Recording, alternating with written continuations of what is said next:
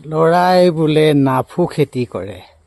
নাফু খেতি কৰে আজি 4 মাহ হ'ল ঘৰ বনোৱাৰ পৰা আৰম্ভ কৰি এতিয়া বৰ্তমান খেৰবোৰ গোটাই আছে, কাটি মেলি আৰম্ভ কৰি আছে।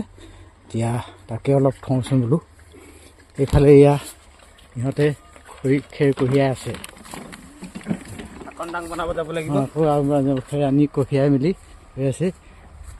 এইফালে সৰুকৈ এটা প্ৰথমে বনালে ঘৰটো, এইটো পূৰা হ'ল।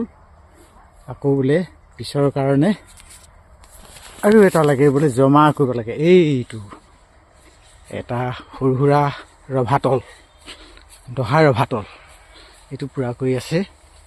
গতিকে এইটো পূৰা হ'লে বাকী কামখিনি কৰি থাকিব। বাকী কাম কৰি আছে আৰু।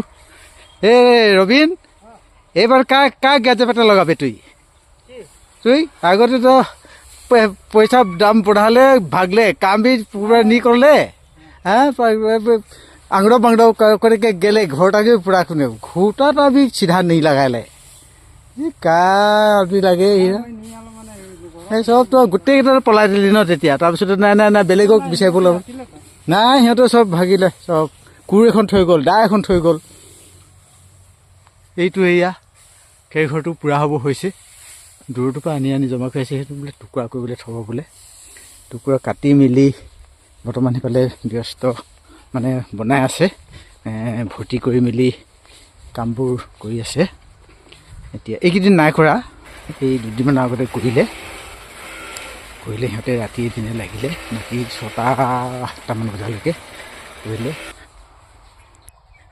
এইটো ঘৰটো 25 ফুট নে 30 ফুট এনেকুৱাকৈ বনালে। এইটোৱে ইয়াৰ ডাঙৰকৈ বোলে 500 বেগ ধৰিছিলে। এতিয়া 500 বেগ নহয়, বেছিয়ে ধৰিলেগৈ এতিয়া ঘৰটোত। বোলে এই ঘৰটোত, এইবিলাক কাম আৰম্ভ কৰিছেগৈ, ওলাইছেগৈ বোলে। কালি আহি মছজিদ মৰাণ আহি গ'ল।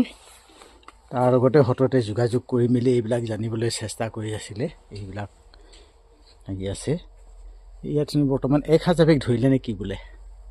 আৰু বাকী আছে, এয়া এইখিনি আছে, এইটো এই ছাইডটো আছে, এয়া এইখিনি এনেকৈ লাগি আছে। কি হয়, কিমানখিনি ছাকচেছ কেনেকুৱা ধৰণৰ হয় নাজানো বাৰু। এনেকৈ কৰি আছে।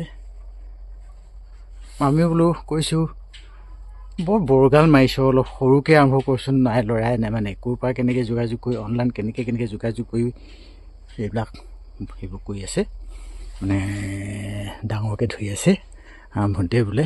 এতিয়া বোলে আকৌ পৰিকল্পনা কৰিছে, এইটো বাঁহৰ ঘৰ 1 বছৰ 1.5 বছৰ, গতিকে অতি সোনকালে বোলে এটা পকাৰ খুঁটা দি ফাউণ্ডেশ্যন দি ডাঙৰকৈহে এটা কৰিম বুলি পৰিকল্পনা কৰিছে। আমি বোলো এইটো ইমান ডাঙৰকৈ এইটো ছাকচেছ হয় নে নহয় চাই লওঁ, কামটো কেনেকুৱা হয়। ছাকচেছ উৎপাদনৰ দি ক'ত কেনেকৈ কি কৰি মেলি যোগাযোগ কৰিম, কথাবোৰ পাতি মেলি সেইটো কৰ বোলো, মানে পিছত সেইখিনি বঢ়াবি। কিন্তু ল'ৰাই নেমানে বোলে। এতিয়া অহা বছৰকৈ সেই মানে 1 বছৰৰ পিছত মানে আকৌ বাঁহৰ খুঁটা দিন নাযায় যেতিয়া, টিঙেৰে টিংপাত দি পকা খুঁটা দি ধুনীয়াকৈ ডাঙৰকৈহে এটা বনাবলৈ ধান্দা পৰিকল্পনা কৰিছে।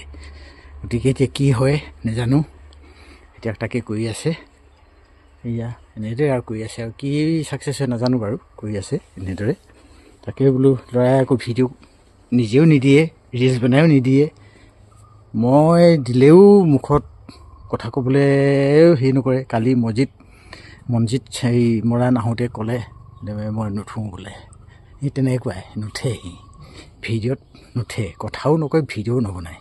কিন্তু সি তেনেকুৱা ধৰণৰ এডিট কৰা ট্ৰেইনিং লৈ থৈ দিছে। আকৌ ক'ৰবাত ডিব্ৰুগড়ত 1 বছৰ নে 2 বছৰ কাল থাকিলেগৈ ভিডিঅ' এডিটিং সি লৈ থৈ দিছে। কিন্তু সি নিজে ভিডিঅ' নুঠে, কথা নকয়, এনেকৈ কাম আৰম্ভ কৰিছে। মই থওঁ বুলি কিনে ক'লেও সেইবোৰ টান পায়। গতিকে মই এনেই 2-এটা থওঁ আৰু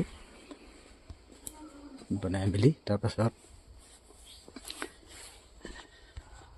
এইফালে 3টা তেলৰ পিপাত বস্তাকৈ 3টা 9 বস্তা বইল কৰে, সেইফালে বনাই থাকে।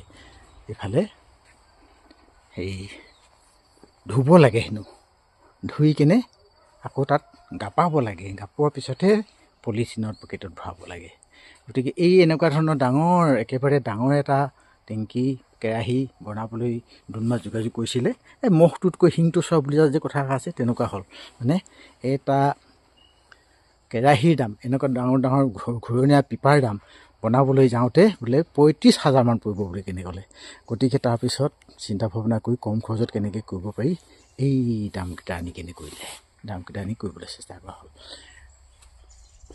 গতিকে সেই যিমানখিনি আৰম্ভ কৰিছিলে কাটি লোৱা সেইখিনি শেষ হৈ গ'ল। গতিকে এতিয়া আকৌ নতুনকৈ কাটি মেলি বইল কৰি আকৌ বাকীখিনি খালী ঠাইখিনি পূৰাব। এতিয়া আছিল পূৰাকৈ ভৰ্তি কৰি জমা কৰি থোৱা হৈছিলে।